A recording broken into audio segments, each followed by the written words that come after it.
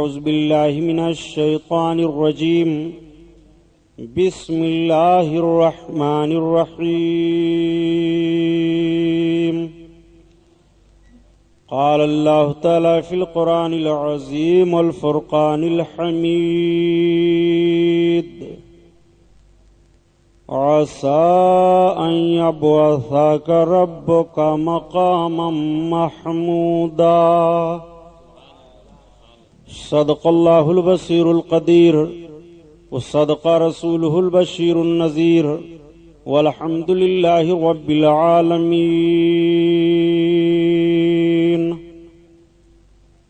لائق صد احترام علماء اہل سنت، قابل قدر سامعین حضرات، آئیے ہم اور آپ سب سے پہلے اپنے اور ساری کائنات کے مرکز عقیدت حضور رحمت للعالمین، شفیع المذنبین، رسول گرامی وقار، محبوب پروردگار، دونوں عالم کے مالک و مختار حضور محمد الرسول اللہ صلی اللہ تعالی علیہ وسلم کے دربار پر انوار میں درود شریف کا نذرانہ پیش فرمائیں. پڑھیے بلند آواز سے: اللہم صلی علی سیدنا مولانا محمد معدن الجود والکرم وعلی آلہ وبارک وسلم. صلاۃ و سلام علیک یا رسول اللہ صلی اللہ تعالی علیہ وسلم.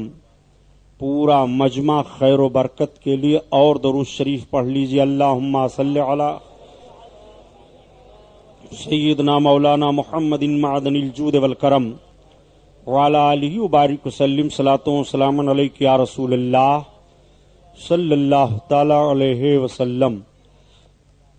حضرات گرامی، آج کا یہ عظیم الشان نورانی جلسہ جس میں ہم اور آپ شرکت کی سعادت حاصل کیے ہوئے ہیں، جس کا انعقاد آپ کے اس انصاری کمپاؤنڈ میں ہوا ہے، خیرانی روڈ کی سرزمین پر، میں سب سے پہلے اس جلسہ کے تمام ذمہ داران حضرات کو مبارکباد پیش کرتا ہوں کہ ایسے پرفتن دور میں اپنے آقا کریم صلی اللہ علیہ وسلم کے ذکر جمیل کی محفل کا انعقاد کر کے اپنی غلامی کا ثبوت پیش فرمایا. ہمارے محب گرامی علی جناب سیٹھ حاجی وارث علی صاحب اور سیٹھ نور محمد صاحب، سیٹھ محمد انیس صاحب اور محب گرامی حضرت علامہ الحاج حافظ کلیم اللہ خان صاحب، سابق امام و خطیب سنی رضا جامع مسجد، اور جملہ حضرات اس محلہ کے، اور خاص کر جناب ایوب صاحب، رب تعالیٰ ان حضرات کی محنتوں کو قبول فرمائے. اسٹیج پر تشریف فرما مناظر اہل سنت صاحب الفضیلت شہزادے محبوب ملت حضرت علامہ الحاج الشاہ محمد مقصود علی خان صاحب قبلہ دامت برکاتم القدسیہ، حضرت مولانا ریاض صاحب قادری مسجد نائک نگر کرلا، حضرت مولانا الحاج محمد حسن صاحب غوثیہ مسجد، حضرت مولانا المحترم زاہد الرحمن صاحب غوثیہ مسجد اسلفہ. یہ جملہ علماء حفاظ، رب تعالیٰ ان حضرات کے علم و عمل سے ہم اور آپ کو مستفیض فرمائے. دوستو، میں کافی عرصہ کے بعد آپ کے اس خیرانی روڈ پر اس حیثیت سے حاضر ہوا ہوں. محرم شریف کی ایک مجلس کا معاملہ تھا جس میں پرمیشن کی دشواری کا معاملہ سامنے آیا. آپ حضرات کو مایوسی رہی، لیکن آپ اطمینان رکھیں، ہم ہندوستان کے رہنے والے ہیں. سب سے زیادہ ہمارے اوپر ضروری ہے کہ ہم اپنے ملک کے قانون کا پالن کریں، اس پر ہم عمل کریں، اس لیے کہ ہمارے مذہب کا پہلا اعلان امن و امان ہے. تو آئیے حسب معمول اعلی حضرت عظیم البرکت آیت من آیات اللہ معجزۃ من معجزات رسول اللہ امام احمد رضا خان علیہ رحمت و رضوان کی مقدس نعت پاک سے بیان کا آغاز ہو. ایک جملہ کے تعلق سے میں عرض کر دوں، آج سب سے زیادہ ذہن و فکر پر ایک سوال یہ ابھرتا ہے کہ اعلیٰ حضرت کی شخصیت کا نام ہے، یہ اعلیٰ حضرت کس کو کہتے ہیں؟ جہاں دیکھو وہیں اعلیٰ حضرت کی رٹ ہردم لگاتے ہیں۔ اسلم گوڈوی نعت پڑھتے ہیں تو اعلیٰ حضرت، علامہ مقصود علی خان صاحب کا بیان ہو تو اعلیٰ حضرت، دانشوروں کی محفل ہو تو اعلیٰ حضرت، اہل سیاست ہوں تو اعلیٰ حضرت، امام مسجد میں تقریر کر رہا ہو تو اعلیٰ حضرت، آج جدھر دیکھو ادھر ہی اعلیٰ حضرت کا نام لیا جاتا ہے۔ پرائمری پاٹھشالاؤں سے لے کر کے کالجوں اور یونیورسٹیوں تک اور مکاتب سے لے کر کے دارالعلوم تک جہاں دیکھیے وہیں اعلیٰ حضرت۔ یہ اعلیٰ حضرت کی شخصیت کا نام ہے۔ کس کو اعلیٰ حضرت کہتے ہیں؟ ایک سوال یہ ذہن و فکر پر کبھی کبھی ابھرتا ہے، اور کبھی کچھ لوگ اپنے ہوں یا پرائے اس قسم کی باتیں وہ بھی کہہ جاتے ہیں، چاہے ہوٹلوں پر کہیں چاہے آپسی مجلسوں میں بول جائیں۔ تو اگر چند جملوں کو آپ اپنے قوت حافظہ میں محفوظ کر سکیں تو مجھ سے سن لیجئے۔ اگر تاریخ کا حوالہ غلط ہو تو میں سزا سہنے کے لیے تیار ہوں، اور اگر تاریخ صحیح بیان کروں تو آپ کو حق قبول کرنے میں تأمل نہیں کرنا چاہیے۔ اعلیٰ حضرت کی شخصیت کا نام ہے، آپ چند جملوں میں سنیں۔ 1856 عیسوی میں آپ جس ملک میں پیدا ہوئے ہیں ہندوستان میں، اس ملک کا جائزہ لیجئے کہ اس ملک میں 1856 عیسوی میں سیاسی اور مذہبی حالات کیا تھے۔ تو سیاسی حالات پر نہ گفتگو کرتے ہوئے اس ملک کے مذہبی حالات کے تعلق سے میں عرض کروں۔ سیاسی حالات تو ایسے تھے 1856 عیسوی میں کہ جب 1857 میں غدر ہوا تو 27,500 علماء اہل سنت اس ہندوستان کی آزادی کے لیے شہید ہوئے۔ 13,500 سادھو سنتوں نے قربانی پیش کی تھی، اور صرف اتر پردیش میں 3 دن کے اندر اندر اس بھارت کی آزادی کے لیے انگریزوں کے مقابلے میں 90,000 مسلمان قربان ہوئے تھے۔ یہ تو قربانی کی سیاست 1857 کی ہے، لیکن 1857 اور 56 کی مذہبی حالات کا تعلق میں آپ سے بیان کروں۔ ایسے مذہبی حالات بگڑ چکے تھے، اور بر صغیر کے مسلمانوں کے ایمان و عقیدہ کو برباد کرنے کے لیے ایسے ایسے فتنوں کو جنم دے دیا گیا تھا اسلام و سنیت کے نام پر، کہ اگر ان فتنوں میں سے کسی فتنہ کا شکار کوئی کلمہ پڑھنے والا ہوا تو ایمان سے ہاتھ دھو بیٹھا، اسلام سے وہ ہاتھ دھو بیٹھا۔ وہ کون سے فتنے جنم لیے تھے؟ ان فتنوں کا نام کیا ہے؟ تو آپ ذہن پر زور دیں اور سمجھیں۔ دقتوں کا سامنا کرنا پڑتا ہے، پتہ نہیں کیسے مجلس کا مزاج بگاڑ دیا۔ بیان کرنا شروع کرو تو چائے ہے، پان ہے، کھانا ہے، پانی ہے، چھینکنا ہے، سب کچھ اسی میں ہے۔ لا حول ولا قوت الا باللہ۔ سنیے، میں عرض کر رہا تھا کہ ایسے ایسے بھیانک فتنوں کو جنم دے دیا گیا تھا اسلام و سنیت کے نام پر۔ مثلا ایک سب سے بڑا بھیانک فتنہ یہ آیا تھا سامنے کہ خدا جھوٹ بول سکتا ہے لیکن بولے گا نہیں۔ یہ دلیل دینے کی کوشش کی گئی تھی کہ بندہ جھوٹ بول سکتا ہے اور خدا جھوٹ نہیں بول سکتا ہے، تو معاذ اللہ بندہ کی طاقت بڑھ جائے گی، خدا کی طاقت گھٹ جائے گی۔ یہ ناپاک دلیل دینے کی کوشش کی گئی۔ دوسرا فتنہ یہ پیدا کیا گیا کہ علم کس کا سب سے زیادہ ہے۔ انسانوں میں سب سے افضل و اعلیٰ تو اللہ کے حبیب صلی اللہ علیہ وسلم ہیں، تو کیا سب سے زیادہ ان کا علم بھی ہے؟ تو انکار کر دیا گیا کہ نہیں، رسول اللہ کے علم کا ثبوت زیادتی کا قرآن سے نہیں ہے، شیطان اور ملک الموت کے علم کی زیادتی کا ثبوت قرآن سے ہے۔ یہ فتنہ معاذ اللہ سامنے لایا گیا کہ رسول اللہ صلی اللہ تعالی علیہ وسلم کو غیب کی ساری باتوں کا علم ہے کہ نہیں، تو انکار کر دیا گیا کہ رسول اللہ کو غیب کی ساری باتوں کا علم نہیں ہے۔ ہاں، اگر وہ بعض باتوں کو غیب کے جانتے ہیں تو اس میں ان کی کوئی خصوصیت نہیں ہے۔ ایسا علم تو جانور کو بھی ہے، پاگل کو بھی ہے، بچے کو بھی ہے، چرند و پرند کو بھی ہے۔ ایک فتنہ یہ بھی سامنے لایا گیا کہ معاذ اللہ محمد مر کر کے مٹی میں مل گئے۔ ایک فتنہ یہ بھی سامنے لایا گیا کہ جس کا نام محمد یا علی ہے اسے کسی چیز کا اختیار نہیں ہے۔ ایک فتنہ یہ بھی سامنے لایا گیا کہ رسول اللہ کو دیوار کے پیچھے کا علم نہیں ہے۔ ایک فتنہ یہ بھی سامنے لایا گیا کہ رسول اللہ صلی اللہ تعالی علیہ وسلم کو آخری نبی ماننا عوام کا خیال ہے۔ اگر آپ کے نبی ہونے کے بعد بھی کوئی نبی بالفرض مان لیا جائے تو آپ کے خاتمے میں کوئی فرق نہیں آئے گا۔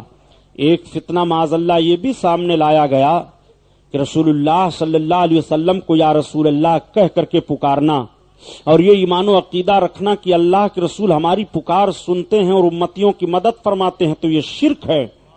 ایک فتنہ یہ بھی سامنے لایا گیا کہ رسول اللہ کی تعظیم کیسی کرنی چاہیے، 100 بڑے بھائی کسی کا کرنی چاہیے، اس میں بھی کم کرنا چاہیے۔ ایک فتنہ یہ بھی سامنے لایا گیا کہ بسا اوقات امتی عمل میں نبی سے بڑھ سکتا ہے۔ ایک فتنہ یہ بھی سامنے لایا گیا کہ اللہ کے حبیب اور نبیوں اور رسولوں اور ولیوں کے کرامات و معجزات کو شعبدہ بازی اور جادو کہا گیا۔ یہ فتنہ بھی سامنے لایا گیا کہ دہلی کے جامع مسجد کے ممبر پر ایک طرف قرآن کو رکھا گیا اور دوسری جانب گیتا کتاب کو رکھا گیا، اور دونوں کتابوں پر ہار و پھول ڈالے گئے اور یہ ذہن و فکر دینے کی کوشش کی گئی کہ معاذ اللہ گیتا کتاب بھی حق ہے۔ یہ بھی فتنہ سامنے لایا گیا کہ بسا اوقات امتی عمل میں نبی سے بڑھ سکتا ہے۔ یہ بھی فتنہ سامنے لایا گیا کہ فرشتے اللہ کی بیٹیاں ہیں۔ یہ بھی فتنہ سامنے لایا گیا کہ اسی دہلی کے جامع مسجد کے ممبر پر ملک کے لیڈر گاندھی کو لے جا کر کے تقریر کروائی گئی اور یہ کہا گیا کہ اگر نبوت کا دروازہ بند نہ ہوا ہوتا تو معاذ اللہ ہم گاندھی کو نبی مان لیتے۔ اب میں آپ حضرات سے پوچھنا چاہتا ہوں کہ جتنے فتنوں کا میں نے نام لیا ہے، ان میں سے آپ کسی بات کو صحیح مان لیں تو کیا آپ کا تعلق اسلام سے رہے گا؟ کیا آپ کا داخلہ اسلام میں رہ جائے گا؟ اللہ تعالیٰ کا بڑا کرم ہوا، بر صغیر کے مسلمانوں کے ایمان کی حفاظت ہو گئی کہ 1856 عیسوی میں بریلی شریف کی سرزمین پر ایک پٹھان گھرانے میں ایک بچے کی ولادت بسعادت ہوئی۔ وہ بچہ جس گھرانے میں پیدا ہوا وہ گھرانہ معمولی گھرانہ نہیں تھا، بلکہ اس بچے کے دادا کا نام رضا علی خان ہے۔ جب لوگ قربانیاں وطن کی آزادی کے لیے دے رہے تھے تو اس بچے کے دادا نے بریلی کی سرزمین پر انگریزوں سے تلوار کی جنگ کی ہے، اور مولانا رضا علی خان رحمت اللہ علیہ کی قیادت میں بریلی کی سرزمین پر جن جاں فروشوں نے اپنے جان کی قربانی انگریزوں کے مقابلے میں دی تھی، 200 انگریز بریلی کی سرزمین پر مار دیے گئے تھے۔ یہ بچہ اس گھرانے میں پیدا ہوا جس گھرانے میں اعلی حضرت پیدا ہوئے۔ ان کے باپ کا نام علامہ نقی علی خان رحمت اللہ علیہ ہے، جو اس دور کے علماء میں خاتم المحققین کے نام سے پکارے جاتے تھے۔ اگر اس دور کے عالموں میں بھی مفتیوں میں کسی فتوے میں کوئی تضاد یا الجھاؤ پیدا ہو جاتا تھا تو مولانا نقی علی خان رحمت اللہ علیہ کے قلم سے جو فتویٰ نکلتا تھا اسی کو علماء ترجیح دیتے تھے اور اسی فتوے پر عمل کیا جاتا تھا۔ یہ بچہ اسی گھر میں پیدا ہوا۔ جب بچہ ہوش و حواس سنبھالتا ہے اور پڑھنا شروع کیا تو اپنے باپ سے 13 برس تک پڑھتے رہے۔ آج ایک بھیانک الزام یہ لگایا جاتا ہے کہ مولانا احمد رضا خان اور ان کے دور کے جن مولویوں سے ان کے کفریات پر اختلاف ہوا ہے وہ سب ایک مدرسہ میں پڑھے تھے۔ یہ سفید جھوٹ ہے۔ اعلی حضرت عظیم البرکت نے 13 برس تک اپنے باپ سے پڑھا ہے، اپنے باپ سے وہ علم حاصل کرتے رہے، اور جب بڑھ کر کے فارغ ہوتے ہیں اعلی حضرت عظیم البرکت تو ان کے باپ نے ان کے ہاتھ میں قلم دے دیا فتویٰ لکھنے کے لیے۔ اعلی حضرت لکھتے جاتے تھے، اتنا لکھتے جاتے تھے کہ ہر فتنے کا جواب دے رہے تھے۔ عظمت رسالت کے تعلق سے اگر سوال ہو رہا ہے تو اعلی حضرت جواب دے رہے ہیں، رب العزت کے سبوحیت و قدوسیت پر سوال ہو رہا ہے تو اعلی حضرت جواب دے رہے ہیں، مسلمانوں کے مال و مریادہ پر سوال ہو رہا ہے تو اعلی حضرت جواب دے رہے ہیں۔ غرضے کی جتنے فتنوں نے منہ کھولا تھا ان سارے فتنوں کے منہ پر کالک لگا دی اور سارے فتنوں کے تابوت پر آخری کیل ٹھونک دیا امام احمد رضا خان نے۔ جب ان کا قلم چل رہا تھا تو آواز آ رہی تھی کہ کل کے رضا ہے خنجر خونخوار برق بار، عادا سے کہہ دو خیر منائیں نہ شر کریں، اور یہ رضا کے نیزہ کی مار ہے کہ عدو کے سینہ میں غار ہے اور کسے چارہ جوئی کا وار ہے، یہ وار وار سے پار ہے۔ امام احمد رضا خان جب لکھ رہے تھے تو اتنا لکھا کہ ہر فتنے کا جواب دے دیا، اور جب ہر فتنے کا جواب دیا تو ایک بات اور عرض کرتا چلوں، یہ فتنہ کسی لیڈر نے نہیں پیدا کیا تھا، یہ فتنہ کسی ہندوستان کے ایک صوبہ پر حکومت کرنے والے نے پیدا کیا تھا۔ ان فتنوں کو پیدا کرنے والے کوئی راجا مہاراجے نہیں تھے، ان فتنوں کو پیدا کرنے والے سیٹھ ساہوکار نہیں تھے، بلکہ ان فتنوں کو ان لوگوں نے پیدا کیا تھا جن کو قوم میں عالم ربانی کہا جاتا تھا، ان لوگوں نے پیدا کیا تھا جن کو حکیم الامت کہا جاتا تھا ان لوگوں نے پیدا کیا تھا، جن کو شیخ الاسلام کہا جاتا تھا ان لوگوں نے پیدا کیا تھا، جن کو قاسم العلوم والخیرات کہا جاتا تھا ان فتنوں کو ان لوگوں نے جنم دیا تھا، اور مسلمانوں کے ایمان کو دن کے سفید اجالے میں انگریزوں کے ہاتھ پر سودا کیا تھا۔ بڑا بھیانک الزام لگایا جاتا ہے کہ امام احمد رضا خان انگریزوں کے ایجنٹ تھے، ظالم۔ امام احمد رضا خان کا حال تو یہ تھا کہ جب ان کا قلم چل رہا تھا تو ملکہ وکٹوریہ کی حکومت ہو رہی تھی ہندوستان کی سرزمین پر، ڈاک ٹکٹ پر ملکہ وکٹوریہ کی تصویر تھی، اور ڈاک ٹکٹ جب لگاتے تھے امام احمد رضا خان تو اس کی تصویر کو الٹا کر دیا کرتے تھے۔ اتنی نفرت تھی امام احمد رضا خان کو انگریزوں سے۔ آج آپ ذرا دیکھیے، آپ نے سارے فتنوں کا جواب دیا، ہندوستان کے مسلمانوں کے ایمان و عقیدے کی حفاظت ہو گئی، اور جب حفاظت ہو گئی تو بر صغیر کا ہر مسلمان پکار اٹھا خراج عقیدت کے طور پر، اور گوشہ گوشہ سے یہ آواز آنے لگی کہ ڈال دی قلبوں میں عظمت مصطفیٰ، ڈال دی قلبوں میں عظمت مصطفیٰ، سیدی اعلی حضرت پہ لاکھوں سلام۔ نعرہ تکبیر، نعرہ رسالت، مسلک اعلی حضرت، علماء سنت۔ آؤ سنو، اور جب اعلی حضرت کے لکھنے کو دیکھا تو ہندوستان کے سارے اکابر و اصاغر عالموں نے آپ کو 14ویں صدی کا مجدد اعظم کہا، اور صرف ہندوستان کے عالموں نے آپ کو مجدد نہیں کہا، بلکہ جب یہی اعلی حضرت حج کرنے کے لیے گئے اور مسجد نبوی شریف میں نماز پڑھ رہے تھے تو مسجد نبوی شریف کے سب سے بڑے عالم کی نگاہ پڑی آپ کے چہرے پر، کھڑے ہو کر دیکھتے رہے، اور جب نماز پڑھ کر کے فارغ ہوئے تو انہوں نے پوچھا آپ کا نام؟ اعلی حضرت نے بتایا مجھ کو احمد رضا خان ہندی کہتے ہیں۔ تب تک بڑھ کر کے انہوں نے پیشانی کو چوم لیا اور کہا خدا کی قسم اس مرد کی پیشانی میں اللہ کا نور دیکھتا ہوں، یہ مرد مجدد ہے۔ اس بات کو باب عبد المجید کے پاس حرم شریف کے امام اور حرم شریف کے جید عالم دین نے کہا تھا۔ اسی طرف اشارہ کیا گیا ہے کہ جس کی باب مجیدی میں چمکی ضیا،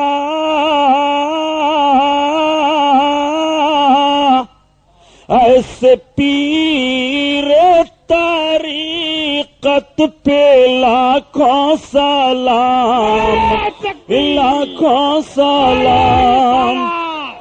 جشن میلاد النبی، مسلک اعلی حضرت۔ آؤ سنو، آپ کہہ سکتے ہیں سبحانی صاحب یہ تو آپ اپنے الفاظ میں احمد رضا خان کی تعریف کر رہے ہیں، آپ کے گھر کی بولی میں بتا دوں، حوالہ نوٹ کرو، مولانا کوثر نیازی، یہ ہماری جماعت کے عالم نہیں ہیں، مولانا کوثر نیازی خود کہتے ہیں کہ میرے استاذ ہیں مفتی شفیع دیوبندی جو دیوبندیوں کے مفتی اعظم ہیں۔ مولانا کوثر نیازی خود کہتے ہیں کہ میں نے حدیث کا سبق لیا ہے مولانا ادریس کاندھلوی سے۔ یہ مولانا کوثر نیازی بیان کرتے ہیں کہ جب ہندوستان کے پیٹ سے پاکستان نے جنم لیا، آج ہندوستان کے کچھ محافظ ایسے نکل آئے ہیں جو مسلمانوں پر دہشت گردی کا الزام لگاتے ہیں اور کہتے ہیں ہندوستان کے محافظ ہم ہیں، ہندوستان کے محافظ تم ہو۔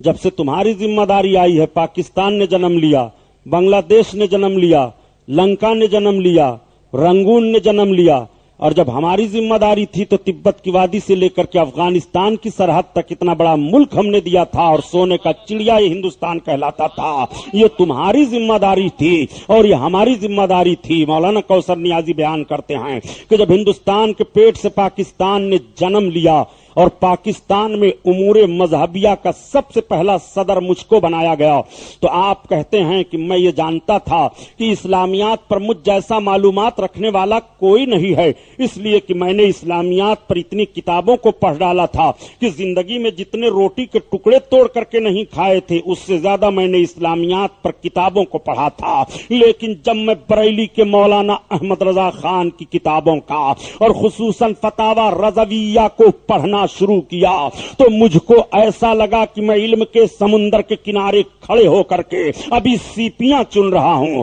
اللہ اکبر. یہ مولانا کوثر نیازی کی بولی ہے. اور آپ کو بتاؤں، میں ابھی جلدی 12 ستمبر کو لکھنؤ کی سرزمین پر گیا تھا تو 2 طالب علموں سے ندوہ کی ملاقات ہوئی. وہ آپ کے مراد آباد ہی کے تھے. وہ آئے تھے جمعہ کی نماز پڑھنے کے لیے. ان لوگوں نے کہا سبحانی صاحب، ہم تعلیم لے رہے ہیں ندوہ میں، لیکن ہم جمعہ کی نماز اپنی مسجد میں یہاں پڑھنے آئے ہیں. بات چیت چل گئی تو ان بچوں نے بتایا کہ ندوہ میں اس وقت ایک بچہ فقہ میں فضیلت کر رہا ہے. اس کو ایک حدیث شریف کی تلاش تھی.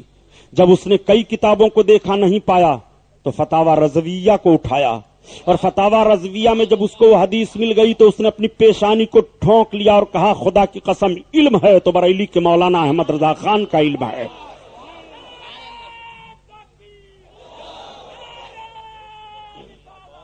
یہی مولانا امام احمد رضا خان کے تعلق کوثر نیازی بیان کرتے ہیں کہ مجھ کو حیرت ہوتی ہے جب لوگ کہتے ہیں کہ مولانا احمد رضا خان نے بدعتوں کو فروغ دیا ہے. میں یقین سے کہتا ہوں کہ اپنے دور کے سارے عالموں میں سب سے زیادہ بدعتوں کو ختم کیا ہے تو مولانا احمد رضا خان نے ختم کیا ہے. اس لیے کہ جب ان سے پوچھا گیا کہ قوالی کرنا مزامیر کے ساتھ کیا ہے تو آپ فرماتے ہیں مزامیر کے ساتھ قوالی حرام ہے، حرام ہے. جب امام احمد رضا خان سے سوال ہوا کہ تعزیہ داری کرنا کیسا ہے تو آپ فرماتے ہیں کہ مروجہ تعزیہ داری حرام ہے، حرام ہے. جب امام احمد رضا خان سے سوال ہوا کہ مزارات پر چادروں کا ڈالنا کیسا ہے تو آپ فرماتے ہیں اظہار عظمت کے لیے اللہ کے ولی پر ایک چادر ڈال دینی کافی ہے، بقیہ چادروں کی قیمتیں غریبوں اور فقیروں میں تقسیم کر دی جائیں. جب امام احمد رضا خان سے سوال ہوا کہ مزارات پر عورتوں کا جانا کیسا ہے تو آپ فرماتے ہیں ممنوع ہے اور اللہ کی لعنت ہے. جب امام احمد رضا خان سے سوال ہوا کہ مزاروں کے پاس چراغوں کا جلانا کیسا ہے تو امام احمد رضا خان فرماتے ہیں کہ اگر راستہ ہے اور لوگ فائدہ اٹھانے والے ہیں تو چراغ جلایا جائے، ورنہ مال ضائع کرنے سے کوئی فائدہ نہیں ہے. جب امام احمد رضا خان سے سوال ہوا کہ قبروں کے پاس اگربتی سلگانا کیسا ہے تو آپ فرماتے ہیں اگر لوگ فائدہ اٹھانے والے ہیں تو قبر سے 3 ہاتھ کی دوری پر اگربتی سلگائی جا سکتی ہے، ورنہ مال ضائع کرنے سے کوئی فائدہ نہیں ہے. یہی امام احمد رضا خان سے جب سوال ہوا قبروں کے پاس اذان دینا کیا ہے تو آپ فرماتے ہیں باعث برکت ہے، دافع بلا ہے، وجہ تسکین ہے، مستحسن ہے. یہی امام احمد رضا خان ہے جب آپ سے سوال ہوا کہ میلاد شریف کی محفل کا انعقاد کرنا کیسا ہے تو آپ بیان فرماتے ہیں روایات صحیحہ کے ساتھ نبی کونین کے مجلس میلاد کو بیان کرنا مستحسن ہے، باعث برکت ہے. یہی امام احمد رضا خان ہے جب سوال ہوا کہ مجالس محرم کا انعقاد کرنا کیسا ہے تو آپ فرماتے ہیں روایات صحیحہ کے ساتھ مجالس محرم کا انعقاد باعث برکت ہے اور میرے بھائی کی کتاب آئین قیامت پڑھ کر کے سنائی جائے. یہی امام احمد رضا خان ہیں جب ان سے اس طرح کے سوالات ہوتے ہیں تو یہ جواب دے رہے ہیں. میں پوچھنا چاہتا ہوں ان سنیوں سے جو نعرہ مارتے ہیں مسلک اعلی حضرت زندہ باد، خون کر دیا حرام خونوں نے مسلک اعلی حضرت کا. امام احمد رضا خان کا جو مسلک ہے اس پر عوام و خواص سنی عامل ہو جائیں تو مخالف کے اندر جرات نہیں ہے بولنے کی. اس کو وہی جواب دینا پڑے گا جو جواب مولانا کوثر نیازی نے دیا ہے. مولانا کوثر نیازی کا بیان سنو. یہی مولانا کوثر نیازی بیان دیتے ہیں کہ مجھے یقین ہے کہ مولانا احمد رضا خان کا رب ان کے ایک شعر پر ان کی بخشش فرما دے گا جو انہوں نے اپنے آقا کی شان میں قصیدہ سلام میں کہا ہے. کاش محشر میں جب ان کی آمد ہو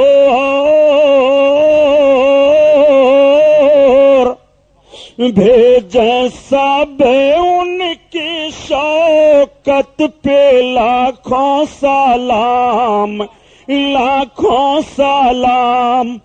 یہی مولانا کوثر نیازی بیان کرتے ہیں کہ جب اردو زبان میں اعلی حضرت کا لفظ بولا جاتا ہے تو اس سے مراد بریلی کے ایک عاشق رسول امام احمد رضا خان کی ذات سمجھی جاتی ہے، اور جب حضرت کا لفظ بولا جاتا ہے تو اس سے سید المرسلین امام الانبیاء کی ذات عالی سمجھی جاتی ہے. یہی مولانا کوثر نیازی بیان کرتے ہیں کہ مولانا شفیع بیان کرنے لگے کہ ہم سب بیٹھے تھے مولانا اشرف علی تھانوی کے پاس تب تک اطلاع آئی کہ امام احمد رضا خان کا انتقال ہو گیا۔ مولانا اشرف علی تھانوی نے اپنے دونوں ہاتھوں کو اٹھا دیا دعا کے لیے۔ تب تک ان لوگوں نے کہا کہ حضور وہ تو آپ کو زندگی بھر کافر کہتے رہے اور آپ ان کی بخشش کے لیے دعا کرتے ہیں۔ تو مولانا اشرف علی تھانوی نے بیان دیا، میاں یہی تو سمجھنے کی باتیں ہیں۔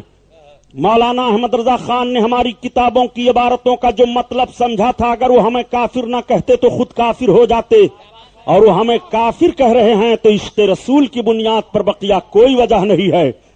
یہی مولانا اشرف علی تھانوی ہے۔ جب ان سے پوچھا گیا کہ کیا بریلویوں کے پیچھے ہماری نماز ہو جائے گی، تو کہا ہاں بریلویوں کے پیچھے ہماری نماز ہو جائے گی، یہ تمہارے گھر کی بولی ہے، امام احمد رضا خان پر الزام نہ لگاؤ۔ اعلی حضرت عظیم البرکت اپنے آقا کی نعت کہتے ہیں۔ اعلی حضرت کی نعت کیا ہوتی ہے؟ پڑھتے جاؤ، سیرت رسول ملاحظہ کرتے جاؤ، ایسا لگتا ہے کہ نبی کونین صلی اللہ علیہ وسلم کی 63 سالہ زندگی ہمارے نگاہوں کے سامنے ہے، ہم ملاحظہ کر رہے ہیں۔ وہ عشق رسالت میں ڈوب کر کے اپنے آقا کا بیان فرماتے ہیں۔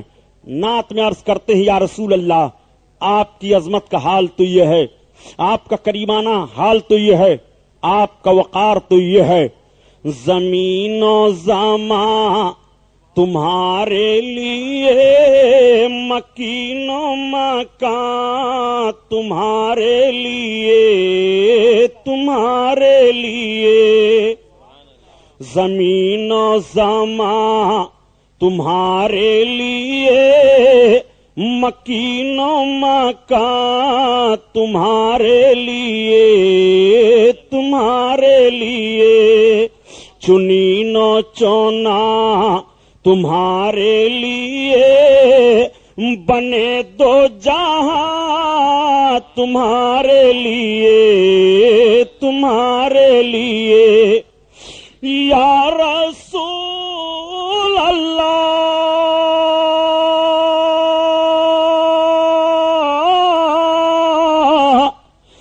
دہن میں زبان تمہارے لیے، بدن میں ہے جان تمہارے لیے، ہم آئے یہاں تمہارے لیے، اٹھیں بھی وہاں تمہارے لیے، تمہارے لیے۔ یا اعلی حضرت نے کیوں کہا، اس کو بھی سمجھتے چلو۔ آقا کریم صلی اللہ تعالی علیہ وسلم کی عظمت دیکھو۔ اللہ تعالیٰ نے حضرت آدم علیہ السلام کو پیدا فرمایا۔ حضرت آدم علیہ السلام کہاں پیدا ہوئے معلوم ہے؟ جنت میں۔ اللہ تعالیٰ نے حضرت آدم علیہ السلام کو جنت میں پیدا فرمایا۔ ہم سب ہیں آدمی، ہم سب کی اصل جگہ جنت ہے، ہم جنت سے آئے، پلٹ کر ہمیں جنت میں جانا ہے۔ اب اگر کوئی اپنا راستہ بدل دے تو یہ اس کی اپنی مرضی ہے۔ رب کی جب تک مشیت تھی حضرت آدم علیہ السلام جنت میں رہے۔ حضرت آدم علیہ السلام سے ایک لغزش ہو گئی۔ آج کچھ لوگ بیان کر دیا کرتے ہیں کہ حضرت آدم سے غلطی ہو گئی، پیغمبروں اور رسولوں کے لیے غلطی کا لفظ نہیں استعمال کرنا چاہیے، اس سے ایمان کے جنازہ نکلنے کا اندیشہ ہے۔ پیغمبر اور رسول کے لیے غلطی کا لفظ استعمال کرنے سے بچو۔ حضرت آدم علیہ السلام سے لغزش ہو گئی۔ لغزش اور غلطی میں فرق ہوتا ہے۔ غلطی جان کر کے بھی کی جاتی ہے اور غلطی بوجھ کر کے بھی بھول کر کے بھی ہو جاتی ہے، اور لغزش جان کر کے نہیں ہوتی ہے۔ لغزش میں کا معاملہ یہ ہوتا ہے کہ آدمی کرنا چاہتا ہے، کچھ ہو جاتا ہے کچھ، اس کو کہتے ہیں لغزش۔ حضرت آدم علیہ السلام سے لغزش ہو گئی، چوک ہو گئی۔ رب کا حکم ہوا آدم اب جنت سے زمین پر جاؤ۔ حضرت آدم علیہ السلام جنت سے زمین پر آئے تو زمین کے کس حصہ پر حضرت آدم علیہ السلام آئے؟ علماء سے پوچھو تو آپ کو پتا چلے گا۔ لنکا کی سرزمین پر حضرت آدم علیہ السلام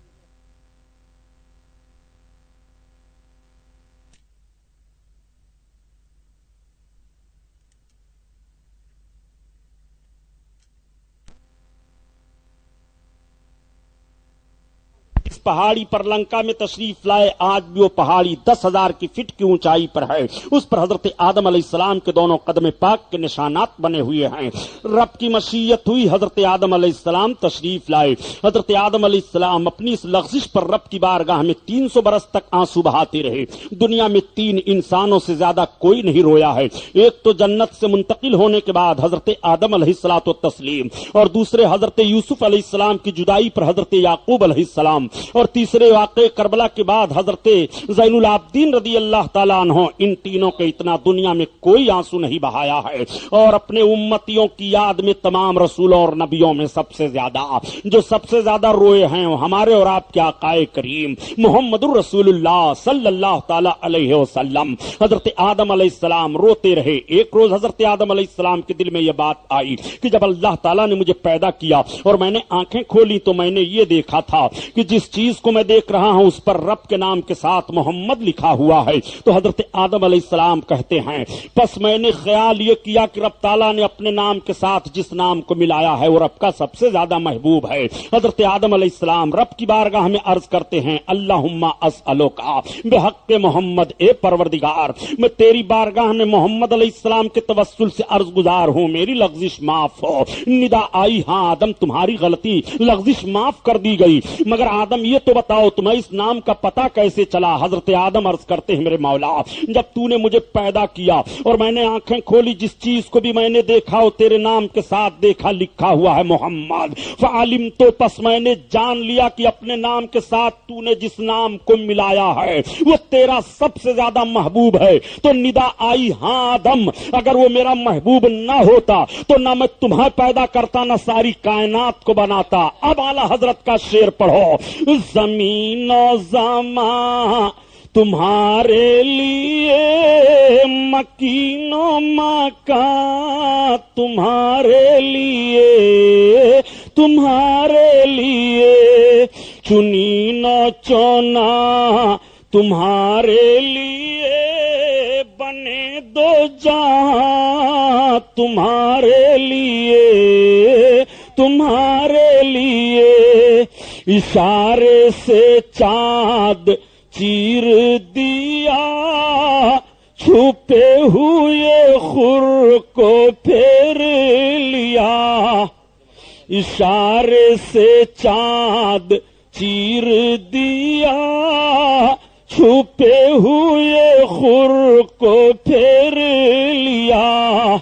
या आला हजरत अजीमुल बरकत ने क्यों कहा, जरा सुनो। आकाए करीम सल्लल्लाहु ताला अलैहि वसल्लम एक मर्तबा हरम शरीफ के सामने निकल करके सामने खड़े हुए हैं। रात में 10 बजे का वक्त है, आसमान पर चांद निकला है, चांदनी फैली है। आज भी मक्का और मदीना शरीफ में जब रात के 10 बजे का वक्त होता है तो हिंदुस्तान में 12:50 1 बजे के करीब का वक्त होता है। नबी कौनैन सल्लल्लाहु अलैहि वसल्लम तशरीफ फरमा है। तब तक अबू जहल अपने चंद साथियों के साथ पहुंच गया। उसने कहा, मोहम्मद नबी हो? आका ने फरमाया, हाँ। कहा, नबी हो तो अपने नबूवत की निशानी आसमान पर भी कुछ दिखा दो, कोई मौजज़ा। मेरे आका ने इरशाद फरमाया, अच्छा देख। अब नबी कौनैन ने आसमान की तरफ देखा, चांद निकला है, चांदनी फैली है। नबी कौनैन की मुकद्दस उंगली का इशारा होता है, चांद 2 हिस्सों में बंट जाता है। वहां पर 13 लोगों ने इस मौजज़ा को देख करके इस्लाम कबूल कर लिया। बकिया अबू जहल और अबू जहली ये कहते हुए भागे, मुआज़ अल्लाह मोहम्मद तुम्हारा जादू तो आसमान पर भी चल गया है। अब आओ सरा देखो, मेरे सरकार के आसमान पर चांद को 2 टुकड़े करने का मौजज़ा सिर्फ अरब ही में नहीं देखा गया था, बल्कि हिंदुस्तान में भी देखा गया। किताब का हवाला लो, वो हमारे घर की किताब नहीं है बल्कि रहमतुल लिल आलमीन किताब है। एक गैर मुक़ल्लिद मौलवी की लिखी हुई किताब है सीरतुन नबवी पर। उन्होंने उस किताब में लिखा है कि नबी कौनैन सल्लल्लाहु अलैहि वसल्लम का यह मौजज़ा हिंदुस्तान के एक राजा जो केरल का राजा अज़दून था उसने भी देखा। वो अपने महल पर सो रहा था, रात के 1:50 का वक्त था। वो देखता क्या है कि आसमान पर चांद 2 हिस्सों में बट गया। राजा ने उस तारीख को, वक्त को अपने जहन में रखा, मालूमात हासिल करना शुरू किया। जब अरब के ताजिर आए तो अरब के ताजिरों से पता चला कि मक्का की सरजमीन पर अरब میں ایک نبی مبعوث ہوئے ہیں. انہوں نے اپنی نبوت کی نشانی کے لیے آسمان پر لوگوں کے مطالبہ پر چاند کو 2 حصے میں بانٹ دیا تھا. تو راجا ازدون نے اپنے ایک درباری کو جن کا نام چندن تھا بلایا اور کہا چندن تم عرب جانا ان عرب تاجروں کے ساتھ جب یہ واپس ہوں گے. اور راجا ازدون نے سونٹ اور پان آقا کریم کے پاس تحفے میں بھیجا اور کہا وہ نبی ہوں گے تو تمہاری بولی سمجھ جائیں گے اور وہ نبی ہوں گے تو پان کیسے استعمال کیا جاتا ہے اس کے لوازمات کو بتا دیں گے. چنانچہ جب عرب تاجر واپس ہونے لگے تو چندن بھی ان کے ساتھ گئے. جب مکہ پہنچے اور چندن کی حاضری سرکار کے بارگاہ میں ہوئی تو آقا کریم ارشاد فرماتے ہیں, یہیں پر راوی بیان کرتا ہے, فقال النبی صلی اللہ علیہ وسلم کہو کشل منگل ہے. میرے آقا صلی اللہ علیہ وسلم نے فرمایا کہو کشل منگل ہے. تب تک چندن نے عرض کیا آپ نبی برحق ہیں, آپ اپنا ہاتھ دیجئے مجھے کلمہ پڑھائیے. نبی نے چندن کو کلمہ پڑھایا اور اسلام میں داخل فرما لیا. اب مورخین میں اختلاف ہو جاتا ہے کہ چندن ہندوستان واپس آئے کہ نہیں واپس آئے. تو کچھ مورخوں نے کہا واپس آئے ہیں اور کچھ کہہ رہے ہیں چندن واپس نہیں آئے ہیں. اس اختلاف میں نہیں مجھے پڑھنا ہے. بتانے کا مقصد یہ ہے کہ نبی کونین صلی اللہ علیہ وسلم کا یہ معجزہ صرف عرب ہی میں نہیں بلکہ ہندوستان میں بھی دیکھا گیا. ایک دوسرا میرے سرکار کا معجزہ ہے کہ حضرت علی رضی اللہ تعالیٰ عنہ مقام صحابہ میں میرے سرکار تشریف فرما ہیں. نبی کونین نے عصر کی نماز ادا فرما لی تھی اور حضرت علی کسی وجہ سے عصر کی نماز نہیں پڑھے تھے, بیٹھے ہوئے تھے. سرکار نے ان کے زانوں پر اپنے سر اقدس کو رکھ کر کے آرام کرنا شروع کر دیا. حضرت علی رضی اللہ تعالیٰ عنہ دیکھ رہے ہیں کہ نبی کونین آرام فرما رہے ہیں. ابھی میں نے عصر کی نماز نہیں پڑھی ہے, اگر میں اپنے سرکار کو جگاتا ہوں تو سرکار کو تکلیف ہو جائے گی اور سرکار کو نہیں جگاتا ہوں تو میری نماز عصر قضا ہو جائے گی. ذرا ذہن پر زور دیجئے حضرت علی کے لیے کیسا امتحان آیا ہے. نبی کونین آرام فرما رہے ہیں, حالانکہ نبی ارشاد فرماتے ہیں میری آنکھیں سوتی ہیں میرا دل نہیں سوتا ہے. نبی کونین صلی اللہ تعالی علیہ وسلم آرام کر رہے ہیں. حضرت علی کبھی آسمان کے سورج کی طرف دیکھتے ہیں اور کبھی سارے جہان کے سورج کی طرف دیکھتے ہیں. آخرکار حضرت علی کے ذہن و فکر نے فیصلہ کیا ایمانی جوش نے علی نبی کو جگانا نہیں, اس لیے کہ اگر نبی کو جگا دو گے تو تکلیف ہو جائے گی, محبت میں تکلیف ہوگی. اور علی سن لو, اگر محبت قضا ہو گئی تو اس کی ادا نہیں ہوتی ہے, عبادت قضا ہو گئی نبی چاہیں گے تو ادا ہو جائے گی. حضرت علی نے اس فیصلے پر اپنے آپ کو برقرار رکھا, نبی کو جگایا نہیں. حالانکہ حضرت علی کے سامنے قرآن کی آیت کریمہ ہے. حضرت علی سوچ رہے ہیں, ان کے ذہن و فکر میں یہ آیت کریمہ ہے, حافظوا علی الصلوات والصلاۃ الوسطی, نمازوں کی پابندی کرو خصوصاً بیچ والی نماز کی. حضرت علی نبی کونین کی حدیث بھی جان رہے ہیں کہ من ترک الصلاۃ متعمدا فالقی فی النار 30 حقبا, جو جان بوجھ کر کے ایک وقت کی نماز چھوڑے گا وہ 80,000 سال تک جہنم میں جلے گا. اب ذرا آپ فیصلہ دو, حضرت علی سے زیادہ قرآن سمجھنے والا کون ہے اس دور میں؟ حضرت علی سے زیادہ نبی کی حدیث کون سمجھے گا؟ حضرت علی کونین نبی کونین صلی اللہ علیہ وسلم کو ملاحظہ فرما رہے ہیں.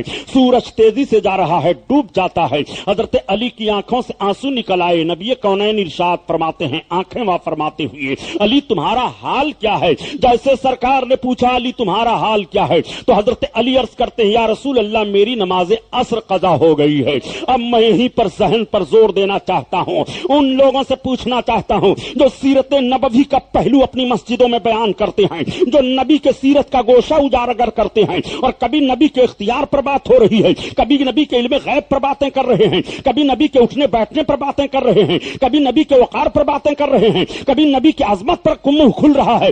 ذرا دیکھو جب نبی کونین صلی اللہ علیہ وسلم نے فرمایا تھا علی تمہارا حال کیا ہے, اور حضرت علی نے عرض کیا یا رسول اللہ میری نماز عصر قضا ہو گئی ہے. مولانا مقصود علی خان سے پوچھا یہ بتاؤ, نبی نے علی کو ڈانٹا نہیں, حضرت علی سے نبی نے کچھ اور سوال کیا نہیں, حضرت علی کو نبی نے تاکید کی کیوں تم نے نماز قضا کر دی نہیں, بلکہ جیسے خدا کی قسم حدیث میں تم نہیں دکھا سکتے ہو کہیں کہ نبی نے علی کو کوئی تنبیہ کی ہو, جیسے نبی سوال فرما رہے ہیں علی تیرا حال کیا ہے, اور حضرت علی نے عرض کیا یا رسول اللہ میری نماز عصر قضا ہو گئی ہے. تب تک نبی کے ہاتھ اٹھ گئے اور آقا دعا مانگتے ہیں اے اللہ نبی تیرے اور تیرے علی تیرے اور تیرے نبی کی طاعت میں تھے, ان کے لیے ڈوبے ہوئے سورج کو پلٹا دے. نبی کے مقدس یہ الفاظ ادا ہوتے ہیں, آسمان پر ڈوبا ہوا سورج सूरज पलट आता है, उसकी रोशनी बिखर जाती है पहाड़ों पर। मौलाए कायनात नमाज असर अदा फरमा रहे हैं। एक जुमला में और अर्ज करता चलो,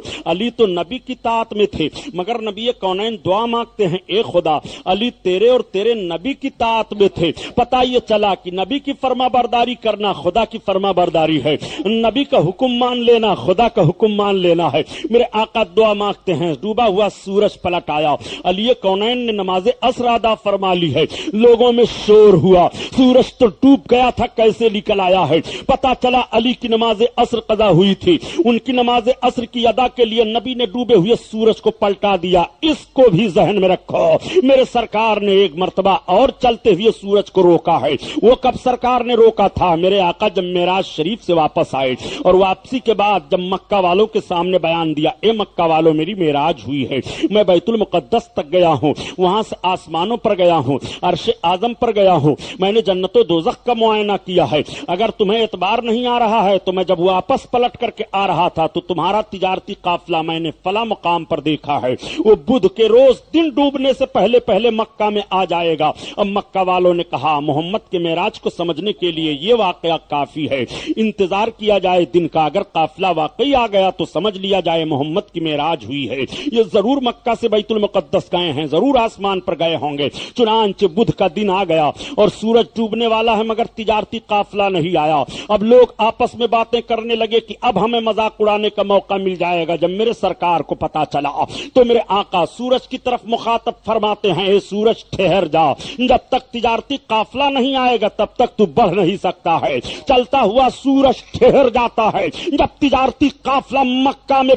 पहुंचा तब सूरज की रफ्तार आगे बढ़ी और वो गुरूब हुआ। अब आला हजरत अजीमुल बरकत का शेर पढ़ो, इसी की तर्जमानी फरमाते हैं कि इशारे से चांद चीर दिया, छुपे हुए खुर को फेर लिया, गए हुए दिन को असर किया, ये ताबो तावा तुम्हारे लिए, तुम्हारे लिए, जमीन और ज़मा तुम्हारे लिए, मकीनो मकान तुम्हारे लिए, तुम्हारे लिए, खलीलो नजी मसीहो सफी सभी से कहीं कहीं ना बनी, कहीं ना बनी। या आला हजरत ने क्यों कहा? अब आओ आप असल मौजू पर। कयामत का नक्शा सामने रखो, कयामत आएगी, हमारा और आपका सबका ईमान व अकीदा है। अगर कोई इनकार करे कयामत का तो फतवा पूछ लो मौलाना मकसूद अली खान साहब से, हाफिज कलीमुल्लाह साहब से, कि अगर कोई इनकार करे कि कयामत को हम नहीं मानते हैं तो क्या उसका ताल्लुक इस्लाम से रहेगा? आओ जरा देखो, कयामत आएगी दोस्तों, कयामत के मैदान में जर्रा जर्रा का हिसाब होगा। वो मय्यामल मिस्काला जर्रतिन खैरन यरा, वो मय्यामल मिस्काला जर्रतिन शर्रन यरा। जो जर्रा बराबर नेकी करेगा वो भी कयामत के दिन देखेगा, जो जर्रा बराबर बुराई करेगा वो भी कयामत के दिन देखेगा। डरो कयामत के दिन से, कयामत का एक दिन दुनिया के दिन से 50,000 बरस का होगा। इतनी शिद्दत की गर्मी कयामत के दिन पड़ेगी। आज सूरज 9 करोड़ 8 लाख 84 मील की दूरी पर है। इतनी दूरी पर वो अपने पुष्ट के बल है, मगर उसकी शिद्दत गर्मा का एहसास कीजिए। कल कयामत के दिन ये सूरज सवा नेजा पर होगा, अपने मुंह के बल होगा, जमीन तांबे की होगी। अगर चना एक जगह पर रख दो तो फूट करके दूसरी जगह पर पड़ेगा। नफसी नफसी का आलम होगा। माँ बेटी से भागेगी, बेटी माँ से भागेगी, दोस्त दोस्त से मुंह फेरेगा। शौहर बीवी की अगर मुलाकात हो जाएगी और बीवी कहेगी मैं तुम्हारी बीवी हूं, یا شوہر کہے گا میں تیرا شوہر ہوں تو دونوں انکار کر دیں گے ہولناکیوں سے قیامت کے کہ میری تیری شادی ہی نہیں ہوئی تھی. گرمی سے بدن بھڑک اٹھیں گے. اعلی حضرت عظیم البرکت دعا مانگتے ہیں اور دعا مانگنے کا ڈھنگ بتاتے ہیں. یا الہی گرمی محشر سے جب بھڑکے بدن دامن محبوب کی ٹھنڈی ہوا کا ساتھ ہو, اور یا الہی جب زبانیں باہر آئیں پیاس سے صاحب کوثر شہ جود و عطا کا ساتھ ہو, اتنی شدت کی پیاس لگے کہ زبانیں پیاس سے باہر نکل آئیں گی.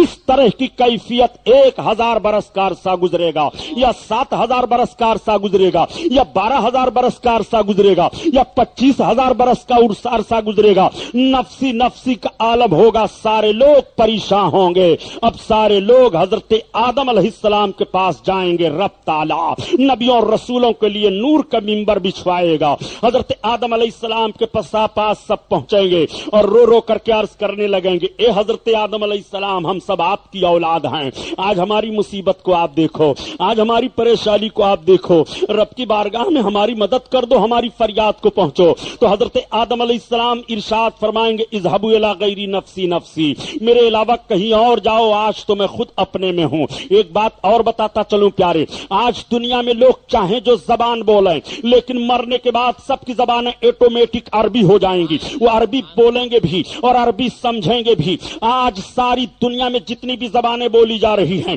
ہر ملک کا آدمی اپنی اپنی زبان کو بولتا ہے, لیکن مرنے کے بعد سارے لوگ ایک زبان ہو جائیں گے. وہ آٹومیٹک عربی بول لیں گے بھی اور عربی سمجھیں گے بھی.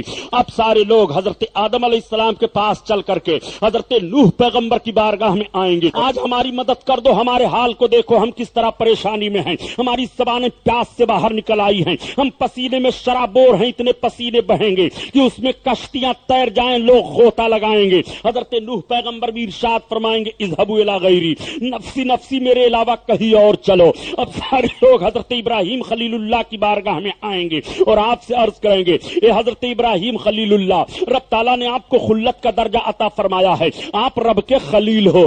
آج ہماری مدد کر دو, ہماری مصیبت میں کام آ جاؤ, رب کی بارگاہ میں فریاد کو پہنچو. حضرت ابراہیم فرمائیں گے اذهبوا الی غیری, میرے علاوہ کہیں اور چلو. اب سارے لوگ حضرت عیسیٰ کی بارگاہ میں پہنچیں گے اور عرض کریں گے اے حضرت عیسیٰ پیغمبر, رب تعالیٰ نے آپ کو بڑا وقار عطا فرمایا ہے, آپ کا لقب روح اللہ ہے, مسیح ہو. اے حضرت عیسیٰ پیغمبر ہماری مدد کر دو, ہماری حالت کو دیکھو. تو حضرت عیسیٰ بھی فرمائیں گے میرے علاوہ کہیں اور جاؤ. ایک بات اور میں عرض کرتا چلوں مسلمانوں, ہوٹلوں پر بیٹھ کر کے بھی آپ ان باتوں کو سنا کرتے ہو کہ کسی سے مدد نہیں مانگنی چاہیے, بہت بڑا شرک ہے.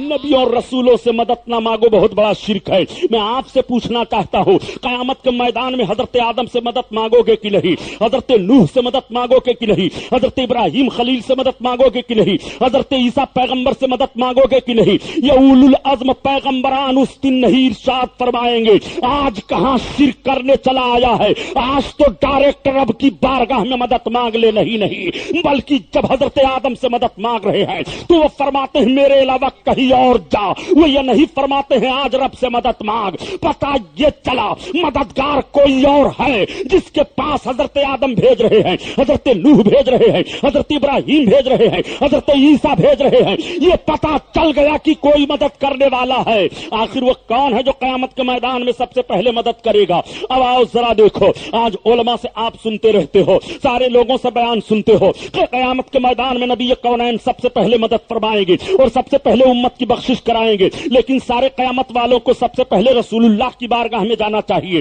نبی کی بارگاہ میں کیوں نہیں جا رہے ہیں؟ حضرت آدم کے پاس جا رہے ہیں, حضرت نوح کے پاس جا رہے ہیں, حضرت ابراہیم کے پاس جا رہے ہیں, حضرت عیسیٰ کے پاس جا رہے ہیں. ان پیغمبروں کے پاس تو جا رہے ہیں, محمد الرسول اللہ کے پاس کیوں نہیں جا رہے ہیں؟ علماء اور محدثین وجہ بیان فرماتے ہیں, وجہ یہ ہے کہ اگر سب ڈائریکٹ رسول کی بارگاہ میں پہنچ جاتے, سب بھول گئے ہیں جانا. رب تعالیٰ نے سب کے ذہن و فکر سے اس بات کو محو فرما دیا ہے. اگر سب لوگ ڈائریکٹ چلے جاتے تو کہنے والا کہہ دیتا کہ قیامت میں بخشش کے لیے جو کام محمد الرسول اللہ نے کر دیا ہے وہ کام ہم حضرت آدم کے پاس جاتے تو وہ بھی کر دیتے, حضرت نوح کے پاس جاتے تو وہ بھی کر دیتے, حضرت ابراہیم کے پاس جاتے تو وہ بھی کر دیتے, حضرت عیسیٰ کے پاس جاتے تو وہ بھی کر دیتے. اس لیے تمہیں سب سے پہلے ان اولو العزم پیغمبروں کی خدمتوں میں گھما لیا گیا تاکہ پتہ چل جائے کہ جو کام کوئی نہیں کر سکتا ہے وہ کام بخشش کے لیے محمد الرسول اللہ کریں گے. نعرہ تکبیر, मिलाद नबी उलमाए सुन्नत। अब सारे लोग हजरत ईसा पैगंबर से अर्ज करेंगे, हुजूर हम तो सबके पास से हो आए हैं, अब हम जाएं कहां? किसी के जहन में नहीं आ रहा है चलो सरकार के पास चलो। आज हम बयान कर रहे हैं, हम भी भूल जाएंगे, हजरत अल्लामा मकसूद अली खान साहब भी भूल जाएंगे, बहुत नारा लगाते हैं हाफिज सुल्तान साहब, ये भी भूल जाएंगे, इमाम बुखारी भी भूल जाएंगे, इमाम मुस्लिम भी भूल जाएंगे, अहले हदीस अहले हदस सब भूल जाएंगे, किसी को कुछ नहीं याद रहेगा नबी की बारगाह में सबसे पहले चलो, सब भूल जाएंगे। अब सब पूछेंगे हमें पता बताओ हम जाएं कहां, कौन है हमारी मदद करेगा? तब तक हजरत ईसा अलैहिस्सलाम फरमाएंगे, इज़हबू इला मुहम्मद सल्लल्लाहु अलैहि वसल्लम, चलो सबके सब मोहम्मद अलैहिस्सलाम की बारगाह में चलो, इतना सुनना होगा, सब सरकार की तरफ भागेंगे। आला हजरत अजीमुल बरकत इसी की तर्जमानी फरमाते हैं कि खलीलो नजी मसीहो सफी सभी से कहीं कहीं ना बनी, ये बेखबरी की खल्क फिरी कहां से कहां तुम्हारे लिए जमीनो जमा तुम्हारे लिए, मकीनो मकान तुम्हारे लिए। अल्लाह अल्लाह, बात आ गई तो सुनते चलो, ईमान ताजा हो जाए। अब सारे लोग सरकार की तरफ भागेंगे और आका का करीमाना हाल क्या होगा जरा मुलाहजा करो। मेरे सरकार हश्र का दूल्हा बनकर कयामत के मैदान में तशरीफ लाएंगे।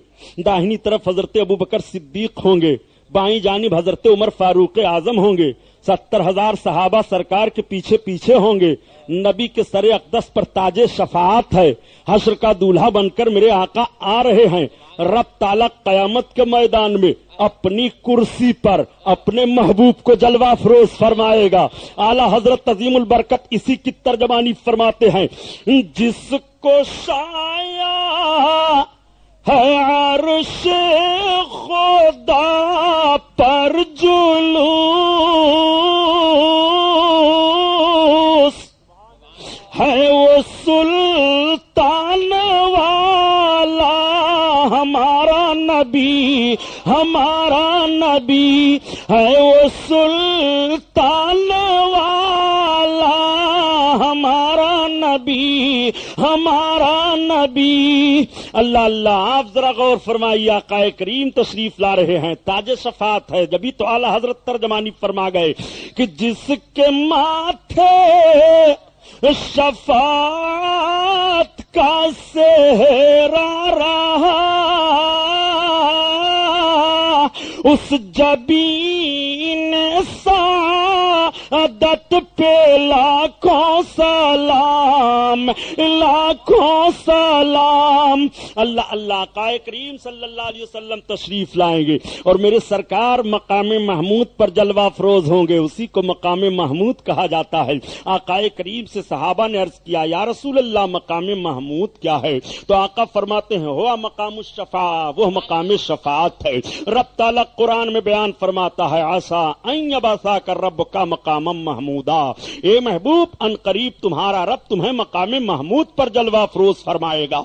जब मेरे सरकार कयामत के मैदान में मकाम महमूद पर जलवा फरोज होंगे और सरकार की जलवा आराई होगी, सारे लोग मुलाहजा करेंगे और देखेंगे तो सब फरियाद पेश करेंगे। तो ऐसे ही फरियाद पेश कर देंगे, या रसूल अल्लाह मदद कीजिए, नहीं, बल्कि सब सरकार पर सलाम भेजेंगे। आज सलाम भेजने से बहुत भाग रहे हो, लेकिन कयामत के मैदान में सबसे पहले तुम्हें नबी को सलाम करना पड़ेगा। बैठे बैठे सलाम करोगे कि खड़े खड़े सलाम करोगे, चलते हुए सलाम करोगे कि लेटे लेटे सलाम करोगे, यह हमारा सवाल तुम्हारे ऊपर है। नबी कौनैन को सब सलाम अर्ज करेंगे। आकाए कायनात के शान के ताल्लुक से आला हजरत इसी की तर्जमानी फरमाते हैं कि काश महशर में जाबे उनकी आमद हो,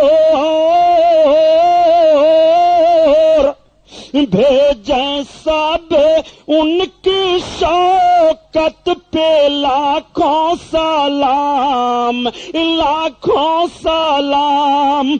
अल्लाह अल्लाह, आप सब सरकार को सलाम अर्ज करेंगे, उसके बाद अर्ज करेंगे आखिरी या रसूल अल्लाह, या रसूल अल्लाह मेरी मदद करो, या रसूल अल्लाह मुसीबत से बचाओ, या रसूल अल्लाह हमारी परेशानी देखो। तो सारे नबियों ने कहा था इज़हबू इला गैरी, मेरे अलावा कहीं और जाओ। तुम जिस नबी का कलमा पढ़ रहे हो वो नबी इरशाद फरमाएंगे अना लहा, अना लहा, बख्शिश के लिए मैं ही हूँ, शफाअत के लिए मैं ही हूँ, नजात का परवाना तुम्हें यहीं से मिलेगा, घबराओ नहीं। अब घबराने की जरूरत नहीं है। नबी के मुकद्दस जबान से जैसे सब लोग ये जुमला सुनेंगे कि नबी फरमाते हैं बख्शिश कराने के लिए मैं ही हूँ, तब तक सारे लोगों को इत्मीनान हासिल हो जाएगा और अपने आका की बशारत सुन करके मुस्कुरा उठेंगे, इत्मीनान में हो जाएंगे। आला हजरत अजीमुल बरकत इसी की तर्जमानी फरमाते हैं अबाई शफात की सातबाई,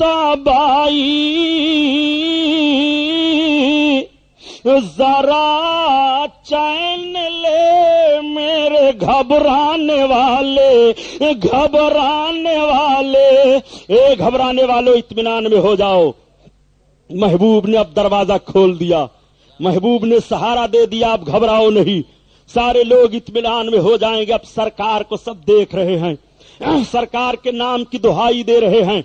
आका करीम सल्लल्लाहु अलैहि वसल्लम का करीमाना हाल क्या होगा जरा देखो। मेरे सरकार अपने दस्ते करीम में हम्द का झंडा लेंगे, जिसको लिवाउल हम्द कहा जाता है। रब ताला अपने महबूब को कयामत के दिन एक झंडा अता फरमाएगा। सरकार उस झंडा को लेकर के लहराएंगे और रब की तारीफ बयान करेंगे। ऐसी तारीफ की ना आज तक किसी ने की है, न कयामत तक कोई करेगा। आला हजरत अजीमुल बरकत फरमाते हैं कि जब नबी के दस्ते करीम में हम्द का झंडा कयामत के दिन हो और आका रब की तारीफ बयान करें और हम गुलामों की हाजिरी हो, तो हम किसकी तारीफ करें जरा सुनो। सबा वो चले कि बाग फले, वो फूल खिले कि दिन हो भले, कि दिन हो भले। उलमा की मालूमात में इजाफा हो जाएगा। इस शेर का ताल्लुक कयामत से नहीं है। सरकार आला हजरत जब ये शेर कह रहे थे तो हुज्जतुल इस्लाम की पैदाइश के 18 बरस के बाद मुफ्ती आज़म हिंद की वलादत का वक्त करीब आया। जब सरकार मुफ्ती आज़म हिंद की वलादत का वक्त करीब आया तो आला हजरत यही नात कह रहे थे। जब इत्तला मिली कि बच्चे की पैदाइश होने वाली है तो आला हजरत कह उठे सबा वो चले कि बाग फले, वो फूल खिले कि दिन हो भले। या रसूल अल्लाह ऐसी हवा चल जाए कि बाग फल जाए और फूल खिल जाएं, हमारे दिन भले हो जाएं। तो हुजूर मुफ्ती आज़म हिंद पैदा हुए, बाग फला, फूल खिला, आला हजरत के दिन भले हुए। सरकार मुफ्ती आज़म हिंद की वलादत की तरफ ये इशारा है। अब आगे आला हजरत अर्ज करते हैं या रसूल अल्लाह, लेवा के तले सना में खुले, रजा की ज़ुबान तुम्हारे लिए, तुम्हारे लिए। अल्लाह अल्लाह। अब सब सरकार से मदद मांगेंगे तो आला हजरत फरमाते हैं कितने बड़े तुम नादान हो। जब दुनिया में नबी मदद दे रहे हैं, आखिरत में भी नबी ही मदद देंगे, हर जगह आका ही काम आने वाले हैं, तो दुनिया में तू नबी की पनाह में आने से इनकार क्यों करता है? आज ही नबी से पनाह मांगता रहा ताकि तेरा हक कयामत के मैदान में भी रहे और तू अर्ज कर सके या रसूल अल्लाह मैंने दुनिया में आपसे पनाह मांगी थी तो आखिरत में अब किससे पनाह मांगू? अगर कल कयामत के दिन तू अजमत मुस्तफा देखकर नबी से पनाह मांगना शुरू करेगा और आका इनकार कर देंगे कि आज तुम हमारी अजमत को देख करके हमसे पनाह मांग रहे हो, पनाह नहीं पाओगे, तब बता तुझे पनाह कहां मिलेगी? इसलिए मोमिन और मर्द आज ही तू अपने आका की पनाह में आ जा। आज ले उनकी पनाह, आज मदद मांग उनसे, आज ले उनकी पनाह, आज मदद मांग उनसे। اور کل نہ مانیں گے قیامت میں اگر مان گیا، قیامت میں اگر مان گیا۔ اللہ اللہ، آقا کریم صلی اللہ تعالی علیہ وسلم تشریف فرما ہیں۔ بات چل گئی قیامت کی، بات چل گئی بخشش کی۔ میرے سرکار ہم پاپیوں کو کتنا یاد کرتے تھے مسلمانوں۔ سوچو ایسے مسلمان تم ایسے نبی کا کلمہ پڑھ رہے ہو کہ پاپ تم کرو، رب کی بارگاہ میں معافی رو کر کے وہ مانگیں، گناہ تم کرو، رب کی بارگاہ میں رات رات بھر نبی روئیں، پاپ تم کرو، رب کی بارگاہ میں مغفرت کا سوال نبی کریں۔ کیا نبی کے نام پر بھی تمہاری آنکھیں کبھی بھیگی کہ نہیں؟ کبھی اپنے گناہوں کو سوچ کر کے تم بھی روئے ہو کہ نہیں؟ خدا کی قسم اگر نبی کے نام پر آنکھیں چھلک گئیں تو موتی سمجھ کے شان قریبی نے چن لیے، اگر گناہوں کے خوف سے رو پڑے تو موتی سمجھ کے شان قریبی نے چن لیے، اپنے خطاؤں پر رب کے حضور نادم ہو کر کے دل تمہارا دہلا خوف الہی سے تو موتی سمجھ کے شان قریبی نے چن لیے۔ اے مسلمان، تو اپنے نبی کا عاشق بن جا، قوت عشق سے ہر پست کو بالا کر دے اور دہر میں اس میں محمد سے اجالا کر دے۔ آقا کریم صلی اللہ علیہ وسلم کا مرتبہ دیکھ، ملاحظہ کر۔ آج مدینہ کی گلیوں سے صرف نبی کا وقار جاننا چاہتے ہو، مکہ شریف کے بازاروں ہی سے نبی کی عظمت کو سمجھنا چاہتے ہو، مقام احد غزوہ خندق سے نبی کا وقار عہد میں عشق رخ کا داغ لے کے چلے، عہد میں عشق رخ کا داغ لے کے چلے، عہد میں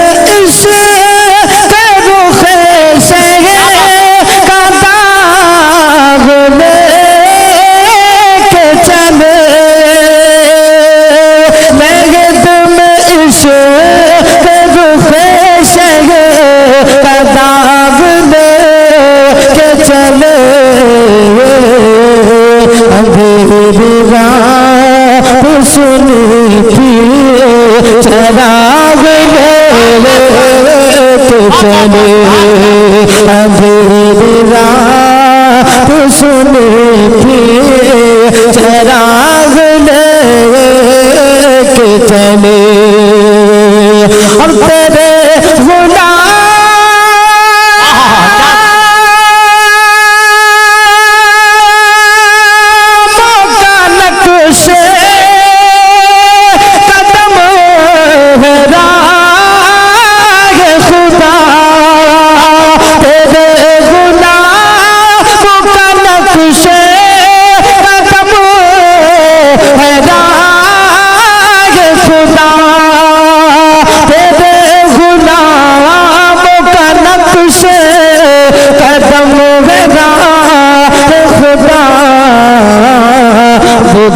بہ کے سکے جو یہ چراغ لے کے چلے۔